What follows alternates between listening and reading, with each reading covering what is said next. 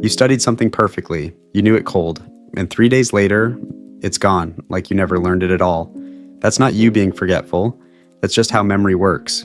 Everything you learn is on a timer, quietly fading from the moment you close the book, but there's a way to stop that timer, actually to reset it, and it takes just a few minutes. It's called spaced repetition, and it's the closest thing we have to making memory permanent. Let me show you exactly how it works. Over 100 years ago, a psychologist named Hermann Ebbinghaus discovered something a little depressing. He tested his own memory over time and found that we forget fast. Within a single day, you can lose more than half of what you just learned. Within a week, most of it is gone. He called this the forgetting curve, and it's the reason cramming feels so useless a few days later. You didn't do anything wrong. Your brain is simply designed to dump information it thinks you don't need. And how does your brain decide what you don't need? Simple. If you never use it again, it assumes it's safe to throw away. So here's the trick.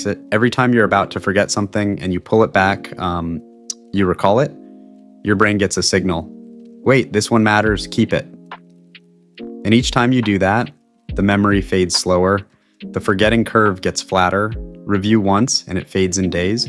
Review again right before you'd forget, and it lasts a week. Do it again and it lasts a month.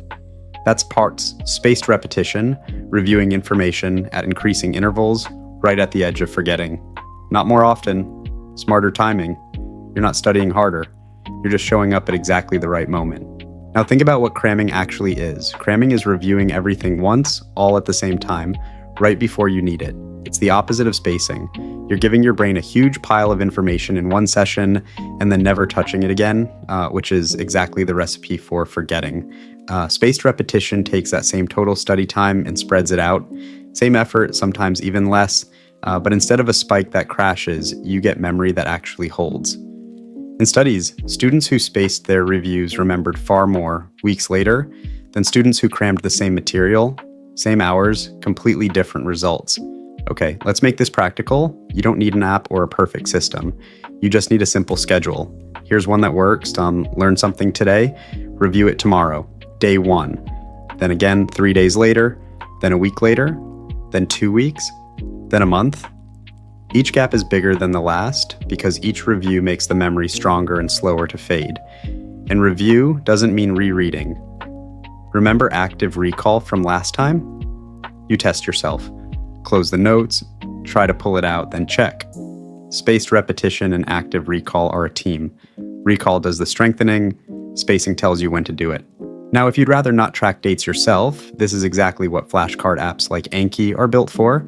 They use an algorithm to show you each card right before you're about to forget it, spaced repetition on autopilot, but you don't need any app to start. A calendar and honest self-testing work just fine.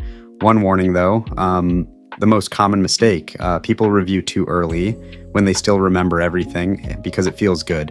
But if it's easy, you're wasting the rep. The magic happens when it's a little hard to recall. That struggle is the signal that your brain is actually rebuilding the memory, so don't review to feel smart. Review right at the edge where it's just a bit uncomfortable. So let's bring it together. Everything you learn is fading on a timer. That's the forgetting curve. Every time you recall something right before you'd forget it, you reset that timer and the memory lasts longer. Space your reviews at growing gaps, a day, 3 days, a week, a month, and test yourself each time instead of rereading. That's how you turn something you studied once into something you will actually remember for good. Pick one thing you're learning this week and give it a review schedule. That's it.